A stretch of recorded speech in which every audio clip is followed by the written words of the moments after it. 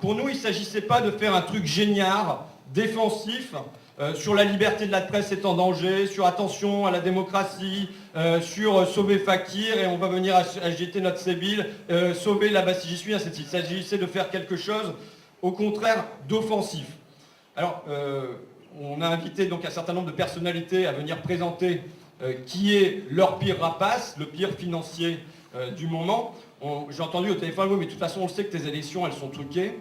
On sait qui va être le rapace de la soirée. Ça va évidemment être Jean-Charles Naouri. Bon, alors, en hors compétition, d'accord? Je voudrais remercier Sylvie Gravagna et Nicolas Lambert, qu'on a rencontrés un peu en dernière minute, mais qui, disons, d'ailleurs, je vais céder la parole tout de suite à Nicolas Lambert, qui a fait un peu la mise en scène de la soirée. Voilà, je vous remercie et bonne soirée à vous.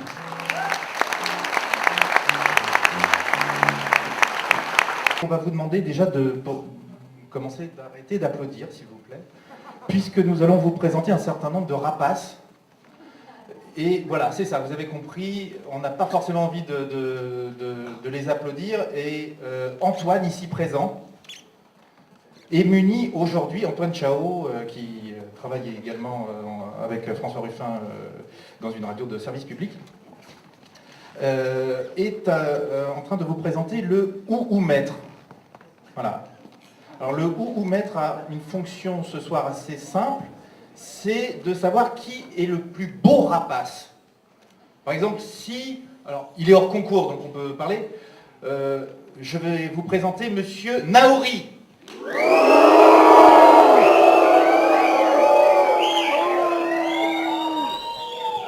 Un très bon score. Donc voilà, le déroulé est assez simple. Nous avons à chaque fois deux intervenants qui vont venir présenter un rapace chacun. Le rapace sera accueilli par vos protestations à chaque fois. On a fait un petit rétro-planning, on s'est rendu compte que pour terminer à l'heure, il fallait qu'on ne dépasse pas les 5 minutes en moyenne par intervention. Donc, un petit peu avant la 5e minute, Hélène Billard jouera un petit peu de violoncelle pour vous signaler que voilà, il va falloir penser à conclure. Bonjour. On va choisir un de nos anciens patrons. Je pense que vous avez entendu parler. Donc, je vais vous parler de Pierre Bléiot. Ah non, pas tout de suite, gardez vos forces pour la fin. Donc, le parcours de Pierre Bléiot, parce qu'on a 5 minutes, c'est ça? Exactement, 4 minutes. Le bureau politique de Fakir a donné les ordres. Donc Pierre Bléiot, c'est pour l'histoire, c'est Pont-à-Mousson, Saint-Gobain. Il a présidé à l'arrêt du dernier au fourneau de Lumel. Pont-à-Mousson, un des plus gros dépôts de bilan à l'époque. Et Moulinex, qui a suivi en 2001 avec son plus gros dépôt de bilan avec Pierre Bléiot. Alors j'y peux rien parce que nous on a la brochette complète, c'est-à-dire que dans le conseil d'administration de Moulinex, on avait 4 personnages, Jean-Charles Naouri, j'y peux rien, excuse-moi François, qui a fait venir Pierre Bléiot en 96, accompagné d'Alain Minc, le meilleur économiste de France, et Pascal Lamy. Alors, ils ont tous un point commun, ce sont des énarques, inspecteurs des finances. Pour vous dire ce que je m'en souviens, je crois que Naouri et Minc, ça doit être Léon Blum, la promotion. Naouri, ça va être Guernica. Alors, le problème, c'est qu'on ne sait pas de quel côté il était. Et Bléiot, c'est Mendes France. Voilà, donc énarque, inspecteur des finances, tous les 4. Dès que Bléiot fait venir Naouri, fait venir Bléiot, excusez-moi, 4 mois après son arrivée, premier plan, suppression d'emploi de 2600 personnes. En clair, Naouri avait besoin que la bourse augmente pour pouvoir sortir très vite du capital de Moulinex et faire une plus-value, en 98 d'ailleurs qu'il a réalisé, de plus de 28 millions d'euros. D'accord? Et le meilleur moyen, on joue sur les frais fixes, et les êtres humains, c'est quand même ce qui est le plus facile en ce qui les concerne. On continue. 99 à 2000, donc plus de 3 millions de francs, plus de 3 milliards de francs de flux financiers. Je le mets en francs parce que c'est les chiffres que je me rappelle de l'époque.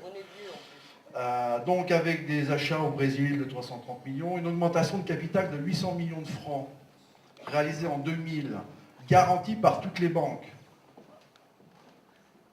En sachant que les 4 personnages dont je parle, par exemple, Pascal Lamy à l'époque était directeur général du Crédit Lyonnais. D'accord? Aujourd'hui il est à l'AMC, mais il est directeur général du Crédit Lyonnais. Donc cette augmentation de capital a été garantie par les banques. 2000. Quand je dis garantie, c'est que j'ai les pourcentages et tout. En 2001, on dépose le bilan et on se rend compte que c'est 800 millions de francs dans lequel il y avait 330 millions de francs pour financer le plan social en 2000. On ne sait pas où l'argent est passé. Parce que le plan social, c'est pas fait. D'accord? La finalité de tout ce système, parce qu'en fait, c'est un homme, Pierre Bleillot, c'est ses copains, les ENA, Naori, Minc, Pascal Lamy. C'est un système, en fait. Tout seuls, ils sont rien. Ensemble, ils arrivent à beaucoup de choses. Alors, il y a 30 ans, parce que j'ai quand même 45 ans derrière moi, avant, les capitalistes, ils se cachaient. Aujourd'hui, ils font tout à l'air libre. Et c'est normal. Et je crois qu'il est grand temps qu'on réagisse très fort et de leur montrer qu'un contre-pouvoir qu'ils mettent en place peut éviter donc qu'ils continuent à faire ce qu'ils font. Et après, je vais laisser sur le dernier événement en date de Pierre Bleillot de la semaine dernière. Ce que je voudrais dire, c'est ce qu'on a vécu, nous, dans les années 96, 97, 98, avec Naoui et tout le système et ses copains mis en place. La situation financière aujourd'hui de ce qu'on vit tous, qui est exacerbée, mais nous, on a déjà connu ça il y a 10 ans, 15 ans. Et à chaque fois, de toute façon, c'est des êtres humains, des hommes et des femmes dans les entreprises qui subissent leur dictat. T'as 30 secondes, c'est bon. Alors moi, c'est les coulisses de l'Express. Aujourd'hui, Pierre Bleillot, PDG de Géodis, se verrait bien à la tête de la SNCF en cas de victoire de François Hollande. La victoire de François Hollande à la primaire socialiste place Pierre Bleillot, PDG de Géodis, en position de force pour une éventuelle succession de Guillaume Pépi à la tête de la SNCF en 2013. En cas d'alternance politique à l'Élysée, proche du candidat PS, le patron du fret du groupe public partage régulièrement avec lui sa vision du transport ferroviaire. Aujourd'hui, on se demande si c'est vrai ou si c'est de l'intox. Nous avons demandé à des dirigeants du Parti Socialiste de nous répondre. On attend bien évidemment leur réponse parce que nous la trouverons très intéressante par rapport au parcours de Pierre Bleillot. Nous ne sommes pas d'accord. C'est un patron voyou et comme patron voyou, il ne doit pas travailler avec ce que représente la gauche pour l'ensemble des salariés.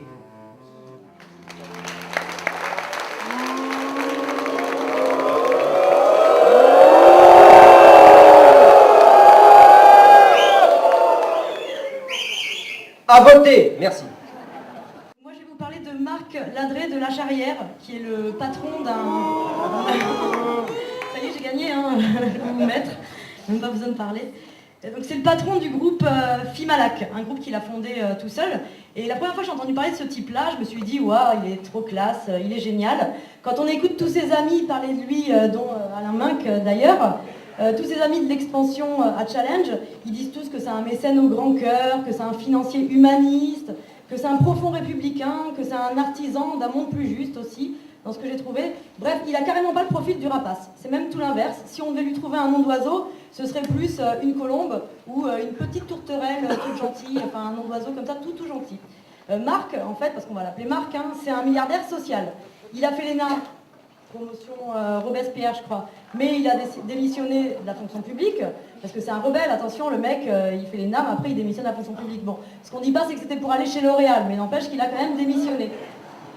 Marc, il a du succès dans les affaires. Il aurait voulu être un artiste pour pouvoir faire son numéro, plutôt son chiffre d'affaires.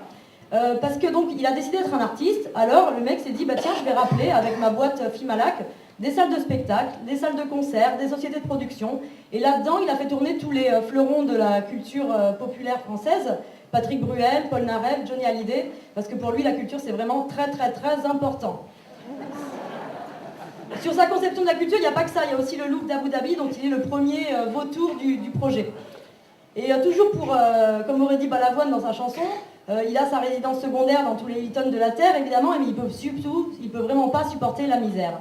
Et d'ailleurs, c'est lui qui nous le dit, de point ouvrir les guillemets, lorsque je peux faire quelque chose, là où je suis, avec les moyens qui sont les miens, pour le monde auquel j'aspire, alors j'agis.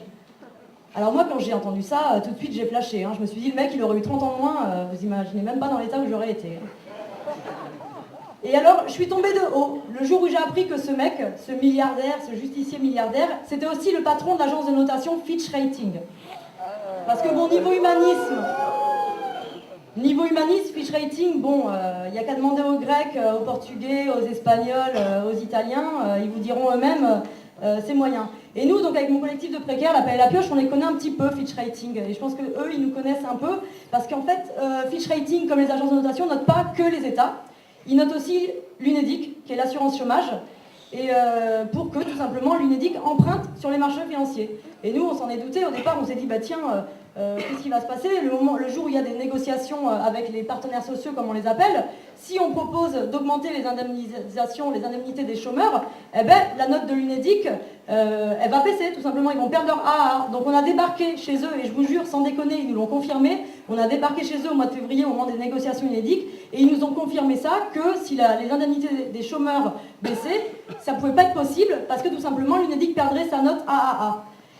Et finalement, Marc le dit lui-même, que quand il profite de la déréglementation, il le dit, de point ouvrir les guillemets, il n'y a aucune limite à la notation. Bientôt, les hôpitaux et les ONG seront à leur tour notés. Donc c'est ça le projet de Marc Ladré de la Charrière. C'est déréglementer, financiariser chaque parcelle de nos vies.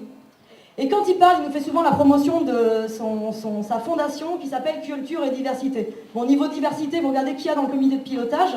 C'est piloté par Rachida Dati et Olivier Duhamel. Donc niveau diversité, on fait mieux. Mais tout ça, c'est juste, tout ce qu'il fait, c'est juste un prétexte pour faire valoir son capitalisme à lui, qui a le visage d'une petite hirondelle toute gentille, qui fera de mal à personne.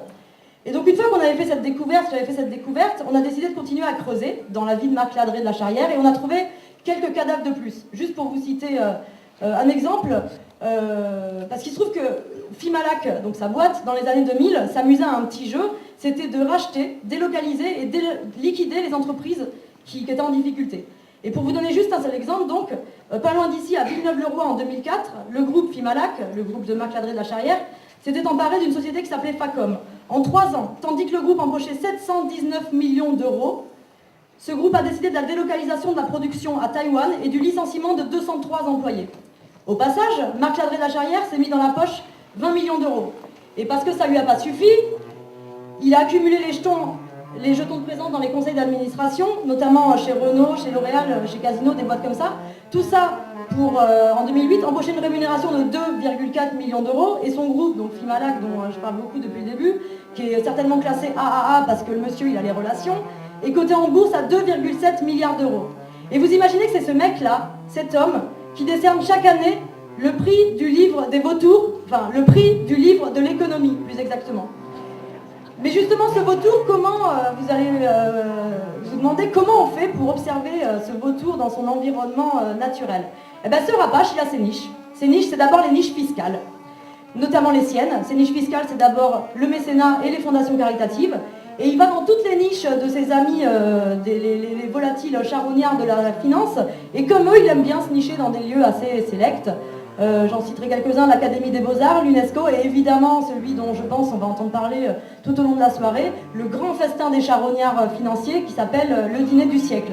Alors juste pour finir, nous à la Pelle et la Pioche, on a l'habitude quand on fait des actions de tenir une carotte au poing et de gueuler, il nous carotte, carottons-les. Moi quand je vois ce genre de charognard, ce genre de vautour, il y a une chose que j'ai envie de gueuler, c'est il nous plume, plumons-le.